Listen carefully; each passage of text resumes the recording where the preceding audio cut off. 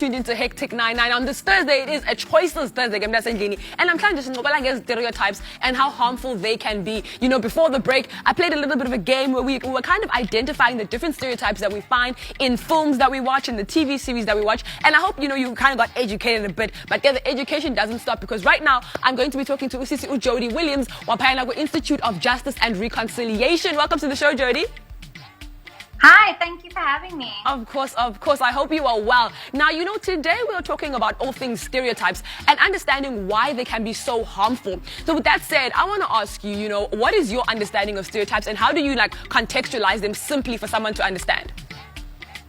So simply put, a stereotype is a usually negative belief or preconceived idea that are placed on individuals by grouping them together and then making a negative judgment about those groups of individuals without really knowing them. Sure. And some of the most common stereotypes are usually around race and gender. Yeah. And a simple example of it would be girls are bad at maths, for example. Okay, I like that you gave us an example there. Another one would be like, girls are bad at driving. Not true. Now let's jump onto, I want to get a bit more personal with you. Tell me, have you ever encountered any stereotypes that kind of hampered, your success? as a growing woman, have you ever been in situations where someone maybe places a stereotype on you and you feel like, whoa, that was a bit, uncalled for?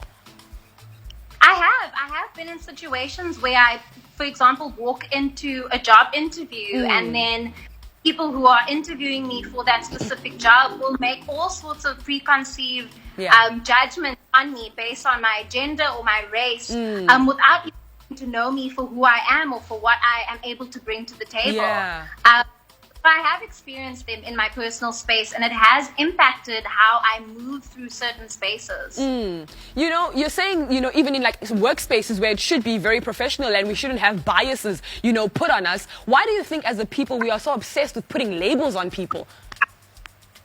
I think one of the most common reasons is in South Africa we have a very unique and complicated history. Apartheid system of classification and categorization, where people classified and grouped according to their race. And I think that history is still very much with us. And it's played on in our systems of governance, but also in our communities, in our cultures, and even just how we are as a people. So I think it takes a very deliberate way of undoing and challenging those things to make sure that, challenge stereotypes. Now, you're mentioning challenging the stereotypes and these preconceived notions that people have about different genders and races and all of these things. How do we do that, practically speaking? How do I, say, stop doing that?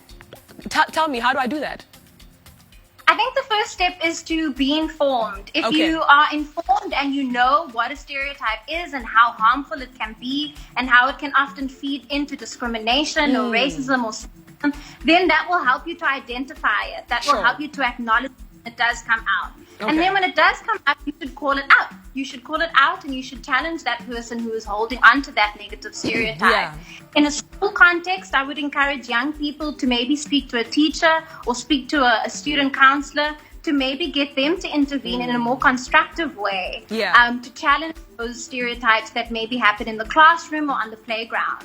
Wow, thank you so much, Jodi, for just giving us, all of that knowledge on stereotypes, because I'm sure we don't think they're that harmful sometimes, and sometimes it comes off as a joke, but we don't realize how it can really negatively affect someone. So thank you so much for joining us. Thank you for having me. Of course.